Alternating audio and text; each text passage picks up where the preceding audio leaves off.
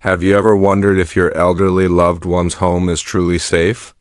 Some everyday household items might be silently destroying their health, and you won't believe which ones made the list. The death chair in disguise. You know that feeling, right?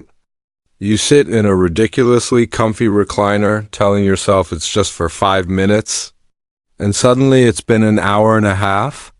For seniors, that's not just a chair, it's a muscle-killing trap covered in velvet, these ultra-soft. Chairs are sneakily damaging older adults' physical health. Here's the science. The human brain is wired for energy efficiency. When you stop using a group of muscles for a while, your brain basically says, "Cool, we don't need these anymore," and starts shutting them down. That process is called sarcopenia, age-related muscle loss.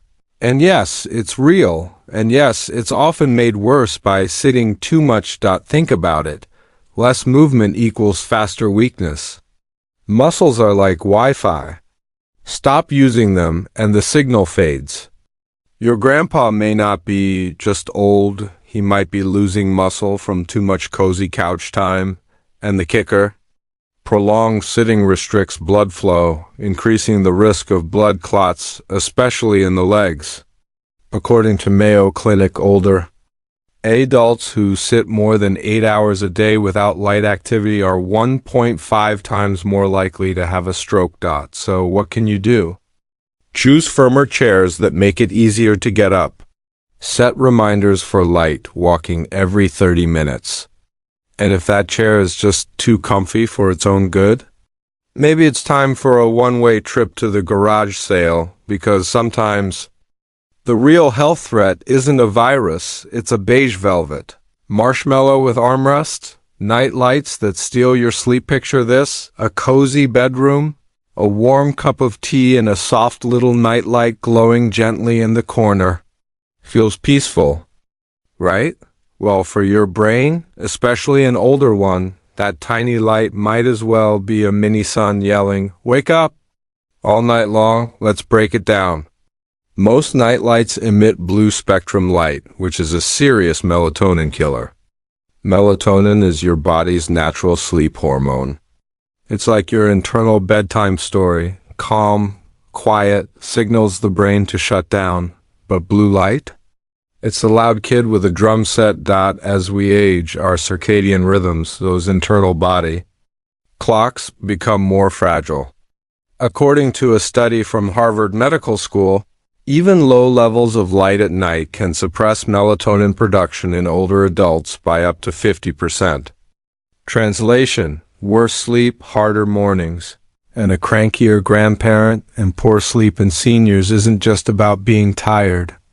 It's linked to memory loss, weakened immune function, and even increased risk of Alzheimer's, all that because of a nightlight designed to help. You might think, but my grandma needs that light to find the bathroom. Fair, but the solution isn't to flood the room in artificial daybreak.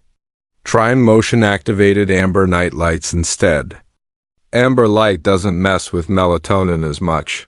It only turns on when needed. Here's the twist. Light to your aging brain is information. And when that information says it's daytime, your sleep quality pays the price. So yeah, that cute little glow might be the reason your grandpa is tired, grumpy, and wide awake at 3 a.m. watching reruns of Wheel of Fortune, the sneaky slip. Trap. Rugs. There's something oddly charming about a little throw rug in the hallway. It says, "Welcome to my cozy home." But to an aging nervous system with slower reflexes and weaker joints, it might as well say, "Hope, you brought your life alert." Small area rugs, especially the stylish but deadly ones without non-slip backing, are among the top hidden causes of falls in older adults. According to the CDC, 1 out of every 4 Americans over 65 falls each year, and over 30% of those falls happen at home, often on rugs, steps, or slippery floors. The issue isn't just the slipping. It's the twisting, the sudden overcorrection, the awkward landing. One wrong foot placement and suddenly you've got a hip fracture, 6 weeks of rehab, and a permanent fear of walking in your own house. Yay, home decor. Let's be clear. Seniors often already deal with reduced proprioception. That's your body's ability to sense where it is in space.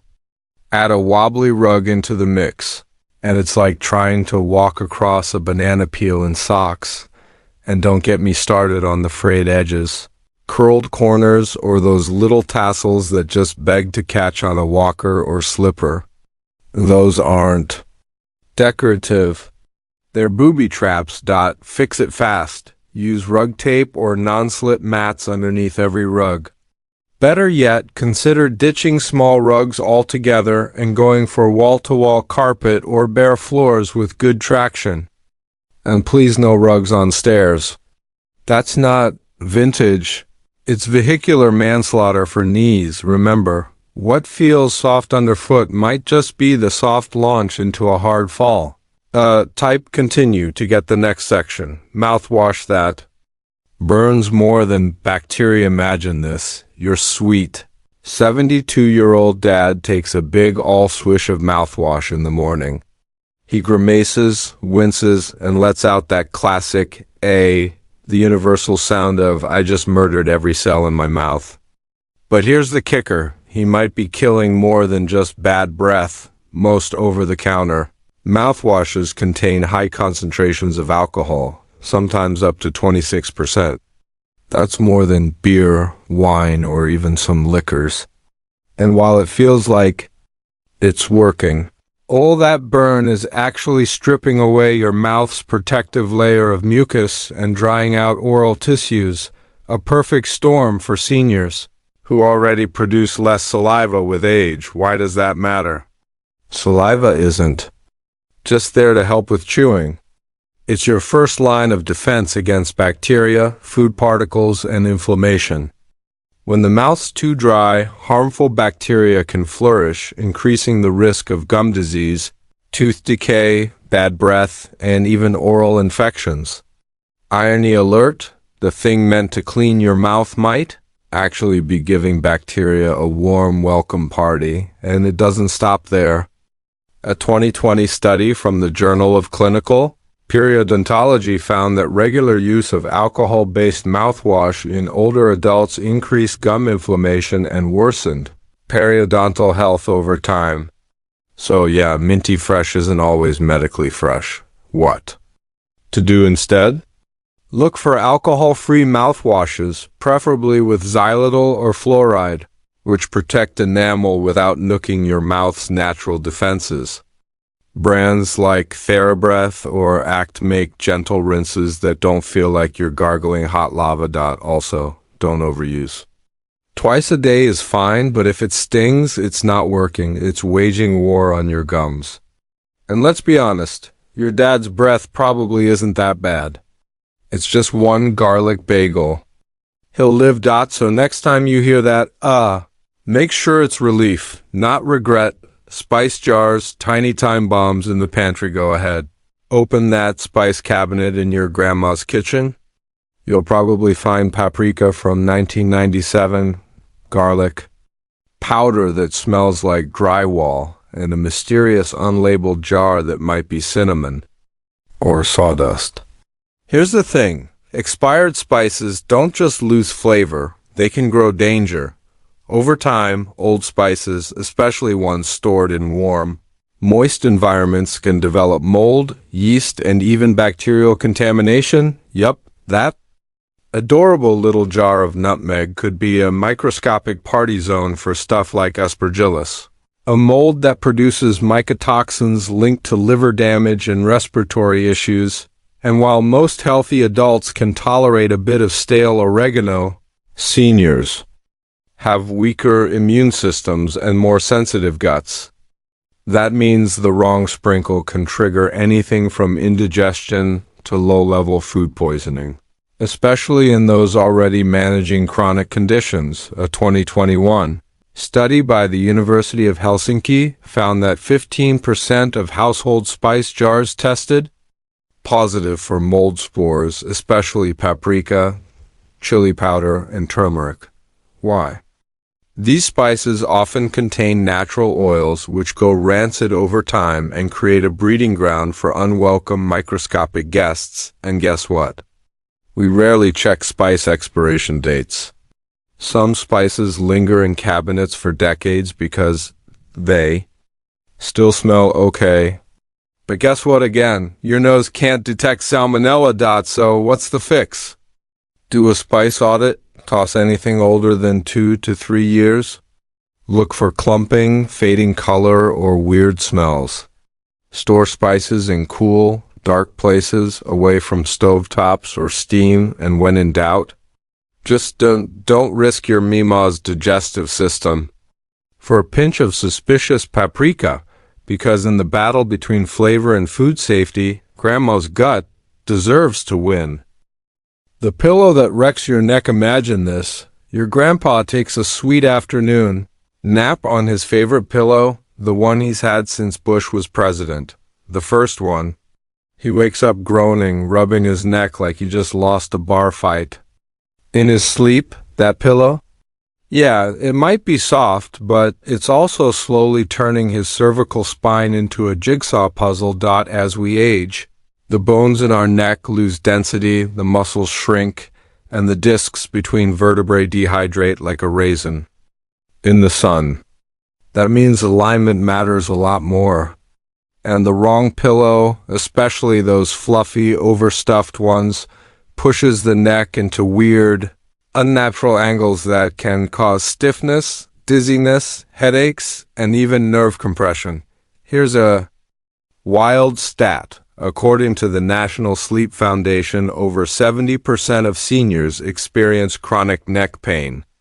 And while some of that is age-related, a surprising amount comes from, wait for it, terrible pillow design. Memory foam sounds great in theory, but many seniors need a pillow that keeps the neck aligned with the spine, not one that hugs their head like a marshmallow trying to suffocate them. Too high, and it tilts the head forward. Too low, and the neck sags backward. Either way, it's like doing yoga poses in your sleep. Badly. Want to test it. Lay flat on your back. If your chin drops toward your chest or your head tilts back, too far, your pillow's probably all wrong. What should you use? Look for a contour pillow with firm but gentle support. Orthopedic pillows or ones made with latex or low-loft memory foam work wonders for seniors. And replace them every 1 to 2 years, yes, even if it still looks fine. Bacteria, dust mites, and skin oils build up like it's their Airbnb. Remember, sleep is supposed to heal the body, not sneak attack the spine, so before you worry about melatonin or bedtime tea, maybe start with the thing literally holding your head up at night. Because bad dreams are one thing. Bad posture is forever. The toilet that wrecks your back. Let's talk toilets, specifically the low ones. No, the ones that feel like you're dropping down into a canyon every time you sit. For older adults, that porcelain plunge isn't just inconvenient. It's a full-body workout wrapped in a daily back injury waiting to happen. Here's the problem. As people age, knee strength, core stability, and hip mobility all take a nosedive. So when they try to lower themselves onto a toilet that's only a few inches off the ground, it turns into a slow-motion squat that would make a CrossFit trainer proud. And a chiropractor very busy. This isn't just an inconvenience, it's a literal pain in the spine. Repeated bending and straining to sit on a low toilet can aggravate lumbar discs, cause hip pain, and even lead to falls when trying to stand back up. In fact, according to the National Institute on Aging, bathrooms are one of the most common places for fall-related injuries in seniors, and many of those injuries happen while navigating the toilet. And don't forget the hover moment. That awkward half-sit, half-stand thing where someone's unsure if they're going to make it all the way down. One shaky knee or slippery floor, and suddenly you've got a situation. So what's the solution? Install a comfort height toilet, also known as a right height or ADA compliant model. These are typically 17 to 19 inches tall, which is much easier on knees and hips, not replacing the whole toilet. Use a raised toilet seat attachment. You can get one for under $30, and your loved one's back will thank you. Bonus tip, add grab bars near the toilet. Not only do they help with balance, but they give seniors a sense of confidence and control. Because nothing says independence like being able to pee without planning an escape route. Bottom line, if your toilet feels like a leg day challenge, it's time for an upgrade. Essential oil diffusers that don't breathe easy. Essential oils. Just the name makes people feel 38% calmer. Lavender for sleep, peppermint for focus, eucalyptus for vibes, but for seniors, that cute little diffuser puffing away in the corner might be doing more harm than healing. Let's clear the air, literally. Many essential oils contain volatile organic compounds, VOCs, which can irritate the lungs, especially in people with asthma, COPD, or reduced lung capacity conditions common in older adults. When diffused into the air, especially in small, unventilated rooms, those VOCs can build up and trigger headaches, dizziness, coughing, or even shortness of breath. A 2022 report from the American Lung Association warned that prolonged exposure to airborne essential oils can worsen respiratory conditions, particularly in seniors with pre-existing issues. And while young folks might just sneeze it off, Grandma could end up with a wheeze that lasts all day. Here's another fun fact. Some essential oils, like tea tree and eucalyptus, are toxic to pets and can cause skin irritation or hormone disruption. In humans when overused, yes, really. All natural doesn't always mean all safe. Also, let's not ignore that many seniors are already taking medications that affect respiratory or neurological systems. Inhaling potent oils may interact in unpredictable ways, especially when the oil's origin is, let's say, mystery Etsy shop. So how to do it safely? If you must diffuse oils, go light and short, minus 15 to 30 minutes at a time in a well-ventilated space. Stick to gentler options like lavender or chamomile, and make sure the diffuser is cleaned regularly to avoid mold growth. And if someone in the home has asthma or lung issues, maybe just skip it because, yes, your room might smell like a luxury spa. But if Grandpa's chest is tightening while your diffuser hums, relax, it's not wellness. It's warfare, the vitamin bottle that lies to you. You've seen it. That giant bottle of multivitamins sitting proudly on Grandma's counter like it's guarding the house. Big, bold promises on the label. Immune support, heart health, brain boost. But here's the problem. Some of those pills are doing nothing, and others are doing way too much. First off, dietary supplements are not regulated like prescription drugs. The FDA doesn't require companies to prove that. Vitamins actually work before putting them on shelves. That means your average bottle could be full of filler, mystery ingredients, or nutrients in doses that are either useless or, in some cases, downright toxic for seniors. Let's talk numbers. A 2019 study by Consumer Reports found that 1 in 5 tested supplements had dangerous levels of heavy metals or unlisted ingredients.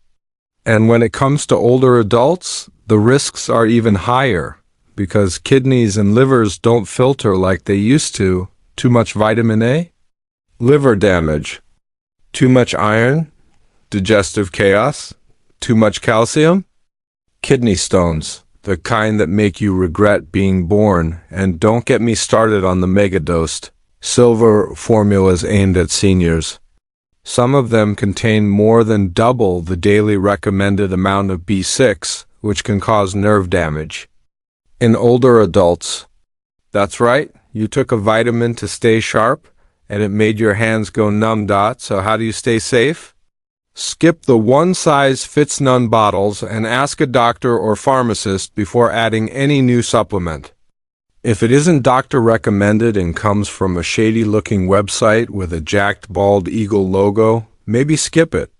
Stick to verified brands with third-party testing, like USP or NSF certified labels, and remember, just because something is natural doesn't mean it's safe in large amounts.